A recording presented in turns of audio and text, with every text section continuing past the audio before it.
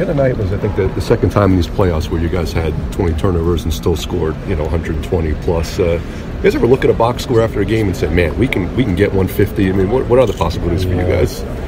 I mean, we could have gotten at least 140 the other night if we only had about, 10 to 15 turnovers. But that's basketball. Give Cleveland credit. They played with some thrust in the beginning of the game that probably made us uncomfortable.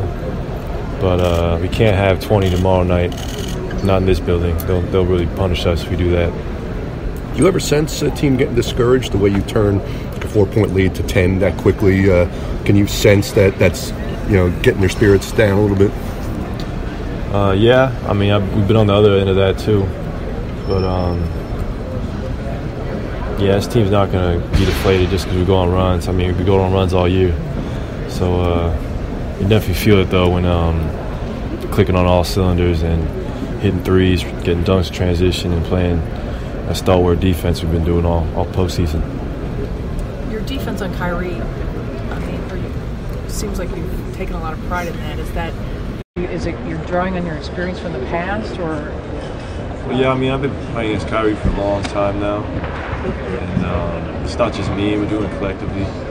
But he missed some shots he usually makes, but just because people think playing great defense, you can't believe in the hype. It's only 2 games, so I mean, he didn't catch fire till like Game 3 last year in the finals. So we're not gonna get too excited just yet. Should we expect to see you on him to start games and throughout most of the games? Yeah, I mean, we'll all match up with him just like we have been with LeBron and other guys. Because you guys are such a versatile defensive team, you guys can switch a lot. But yeah, I know I love guarding the best perimeter player on the other team. It's a great challenge. Sean Livingston was talking the other night about avoiding complacency. I'm sure you guys know the trap. Yeah. Are you making that a concerted effort to? Yeah, definitely. You can't read too much of the media because you're either playing great or you're playing terrible. So you just got to avoid that. So your head doesn't get too big, and you just got to stay locked in on the task. And that's trying to come in here and get a win or two. Focus just on tomorrow night, because tomorrow night's such a pivotal game, and could really swing the momentum of this series if we're not ready to play. Do you feel like you're playing better than this time last year? Obviously, you won 2 games easily last year, but it just seems like the level of play is better right now. The first 2 games from you guys. As a team, I think so. I think we're moving the ball great. We're shooting the ball at a high clip, and our defense has been unbelievable.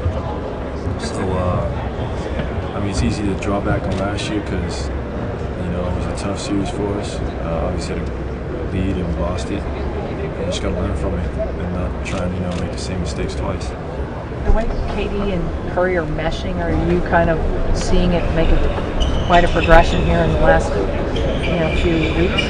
Yeah, definitely. Those guys have been unbelievable, and they can make for a very scary duo for teams across the NBA just because there's both mismatch nightmares. They get their shot off over anybody, and it's coming together at the right time.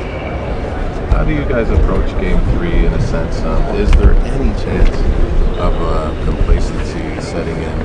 I mean, there's always a chance, but we're not going to let it happen just because we're hungry to be here. It's the NBA Finals. We should not get complacent. It's not, Game 58 of the regular season or something. So the way we avoid it is just come out locked in from the jump, don't turn the ball over, try to get a shot down the floor every time, and stick to the game plan we've been doing on defense last 2 games. And I think we'll be in a good position to win the game. Then why have you guys been able to battle as you have, and how important has it been to beat that challenge in this series? Well, I give credit to Zaza and the bigs who've done a great job, trying to keep him off the boards. He's probably one of the better offensive rebounders in the league. He's killed us the last 2 years in the finals. I think he's averaged double-double, so we've been able to slow him down the first 2 games and just probably trying to match his physicality and not let him get a free run to the rim every time because he's a monster when he gets a floor steam going for offensive boards.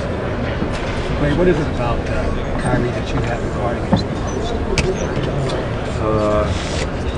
could be a number of things. I mean, he can do it off the catch. He's got great moves, one-on-one moves, some of the best in the world.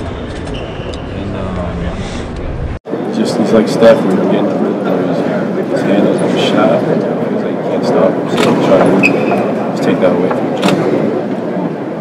What differences do you expect from the Cavs now that game 3 is here in Cleveland and their house? Differences? I think they'll probably come out with great energy, try to be physical. We got a great crowd here, so obviously pumped up. I'm not sure what differences, I'm not sure what adjustments are going to make. I think they'll continue to try and do what they've been doing. What about just the Cavs roster? It's said a lot with the addition of Kevin Durant, but you guys are significantly better than last year. What's your opinion about the new leaders that the Cavs have this season? I think they're better than last year because you saw they didn't need a postseason. I mean, they went 12-1 to get to the finals. It's hard to do. Finish the year together all the time. I think it's safe to say last year.